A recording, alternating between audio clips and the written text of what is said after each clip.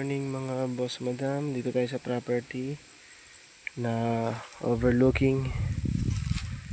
Yung property is slope, mura lang ang per square meter, tax declaration, fruit bearing naman siya. Ayan.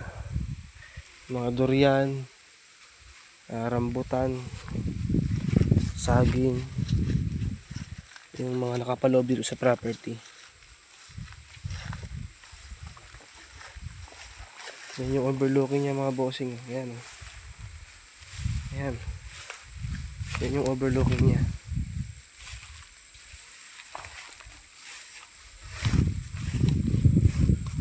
Slope lang tong area mga boss madam.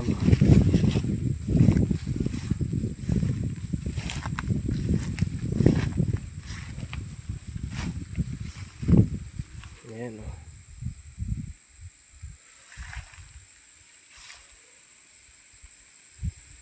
Ito ang kay Mito.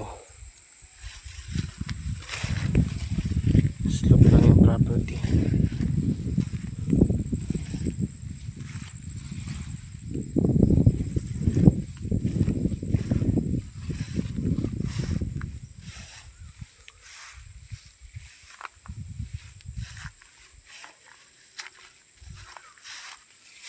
Hanggang saan pa yung property? Oh. Pantay na doon. Oo, pantay na.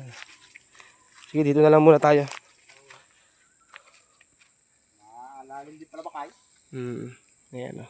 Hanggang dun po yun sa baba. Kasi 20,240 square meter po ito. Maganda naman po yung area. Kasama yung kawayanan pa dyan. Siguro yung nasa baba, nasa 1 hektarya mahigit yung plat, no? Oo, siguro. Pantay na yun dun. Ganda. Ayun. Ito lang naman yung slope dito. Pero pagdating naman po dun sa baba, pantay naman ho na. Ayan, ang ganda.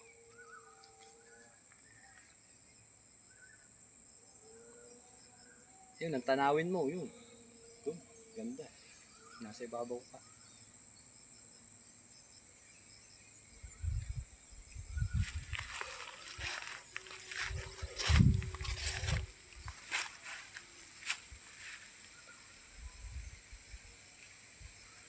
Butit hawag.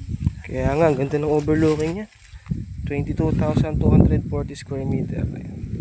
Tax 20 lang, declaration. 20,000. 20 pala. 20, 200, sorry. 240. 20,240. Wala katanim-tanim yan. Nabali ng kapatid ko. Ayun o. Yung mataas sa puno na yan, kasama yon? Doon hangganan doon. Ayun, hangganan. Rambutan ba yon? Yung santol? Hindi. Hindi ba siya santol? Tapos pa ganun.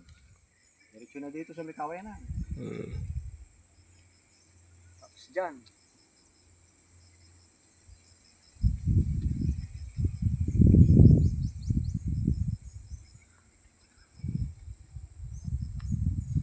Ganda. Ganda ng panahon na pagpunta. Buti lumilong-lilong yung ulap. Ito kasama dito, no? Dyan. Sa gilid na yan. Kasama pa rin.